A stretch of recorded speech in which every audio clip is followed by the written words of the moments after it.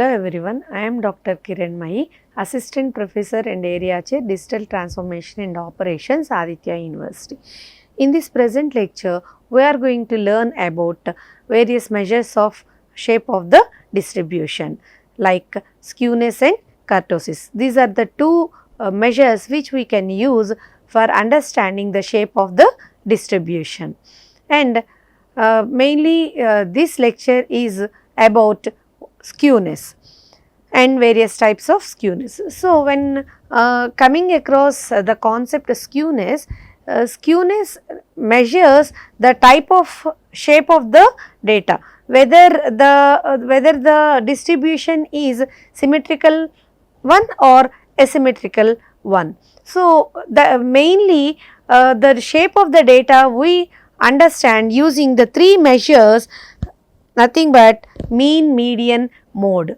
So, based upon the relationship between these three measures of central tendency, we can understand the shape of the distribution using the statistical measure called skewness. If all the three measures, that is mean, median, mode, gets equal, then the distribution is termed as symmetrical distribution. But if all these three measures falls at different points, then we say that there is skewness in the distribution. So, that is how we can use the measure skewness for understanding the shape of the distribution. So, mainly there are two types of shapes we can understand for a distribution. A distribution can be symmetrical one or asymmetrical one. Symmetrical one means where the data is evenly distributed on both sides of the normal probability curve. That means if we set up, if we create or if we represent the data in the form of a graph, if we obtain this normal probability curve where the data lies evenly on both sides, then we can say that the distribution is symmetrical distribution. On the other hand, we have asymmetrical distribution, that is which indicates two types of skewness. So, if the data does not exist evenly on both sides of the normal probability curve, then it is an indication for existence of the skewness, and this skewness could be either positive skewness or negative skewness. And so, when the probability distribution takes symmetrical form, so if all the measures of central tendency gets equal, that is mean, median, mode gets equal, then we obtain this normal probability curve and we can interpret that the data is symmetrically distributed, which is a bell shaped curve. And skewed distribution. So, if the data falls not evenly, that is only majority of the data lies only on either right side of the curve or either left side of the curve, then this skewness exists, which can be either positive skewness or negative skewness. So, therefore, we have two types of skewness, positive and negative. So, when the skewness is said to be positive skew, when the probability distribution is said to be positively skewed, if the right tail of the distribution is longer on the right side, or if mean is greater than median, then we can say that the distribution is positively skewed. And for example, if we consider income distribution of the employees, so there may be few employees who are drawing higher salaries, but majority of the employees might be drawing lesser salaries, and this few number of people who are drawing higher salaries may increase the mean to higher points. So, that is why sometimes we may observe positive skewness. And there may be an exam which is a difficult test, which is a difficult test, and where majority of the students scores very less, and only few students may score higher values. So where the mean, these few higher values may increase the average value. So that is how we can understand the from the positive skewness of the data. So if if data is presented in the form of a graph, then if we observe positive skewness, then it means that, so we can understand that, okay, there are majority of the values are on the right side, and there are few higher values which are taking mean to the higher, which are increasing the mean value. That is how we can interpret using the measure of skewness. On the other hand, we have negative skewness. So where the longer tail lies on the left side, that is majority of the data falls on the left side. So here when mean is less than median, when mean is less than median, it indicates negative skewness. It is an indication for negative skewness. That is, so if we consider the scores of students, there may be students who scored higher values. Most of the students may score higher values, but there may be students, very less number of students who scores lesser values, but these few lesser values may take this mean, may decreases the value of the mean. That is why mean sometimes could be less than the median. So the very few values may decreases the value of the mean. Then we observe negative skewness. But if few higher values exist in the data set, and if these few higher values increases the mean, then we observe that the skewness is positive skewness. So this is these are the graphical representations of various types of skewness.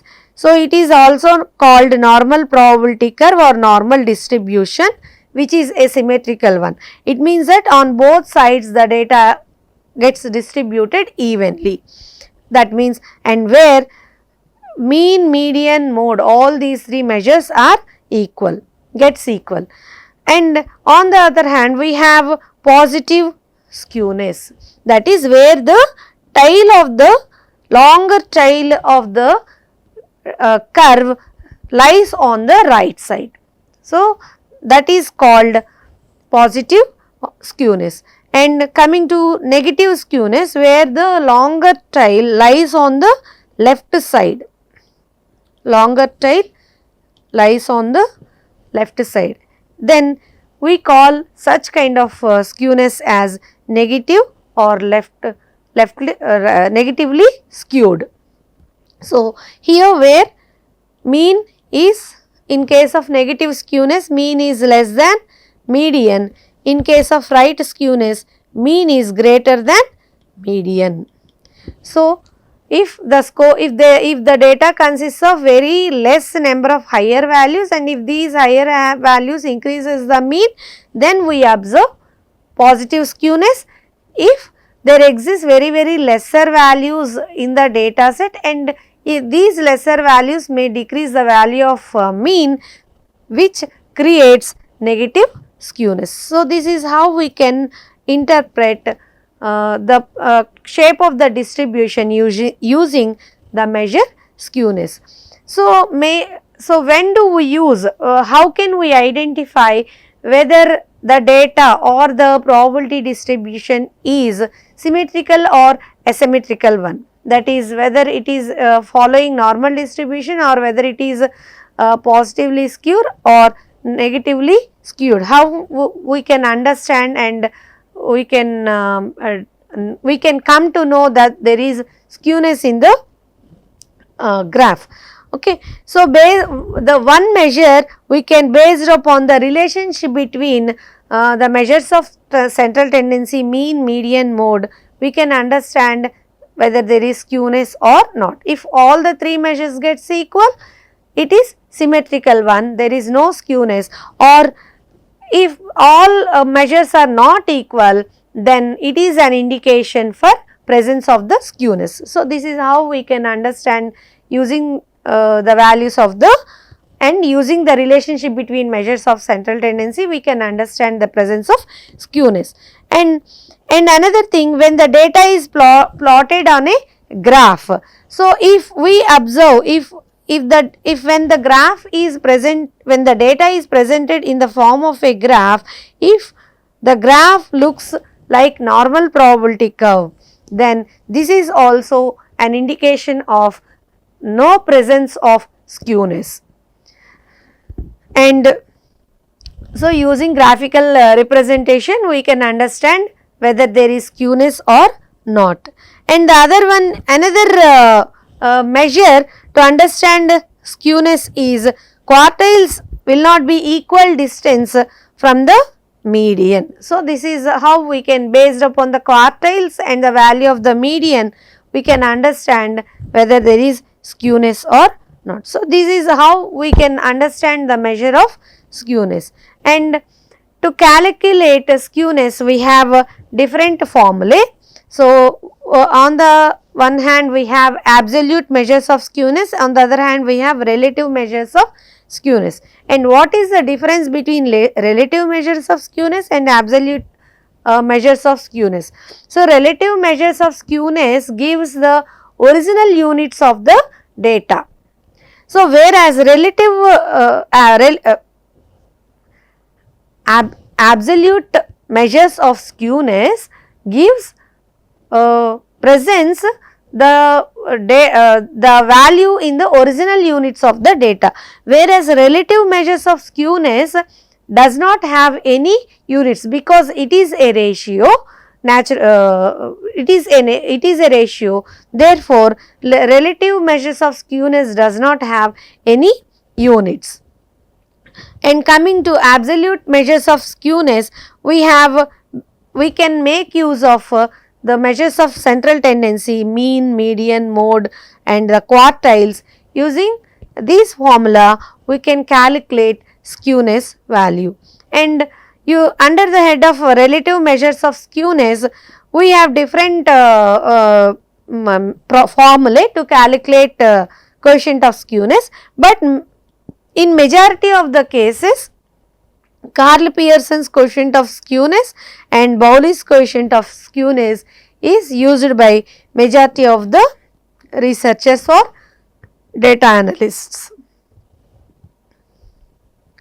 So, coming to Karl Pearson's coefficient of skewness, using this formula we can understand, using mode we can calculate coefficient of skewness, using median by using this formula you can calculate the value of skewness. So, in the previous lectures we have discussed how to calculate median and how to calculate mode, how to calculate the standard deviation. So, by substituting those values in the formula, we can obtain the value of skewness. This is called Karl Pearson's coefficient of skewness. So, then after calculating, obtaining the value of the skewness, the next thing we have to interpret the value of the skewness, whether the probability distribution is symmetrical or not. So, if the limits of the Karl Pearson's coefficient of skewness is -3 to +3. So, if the values lies between these 3, that is if the value of the skewness lies between -3 and +3, we say that there is no skewness.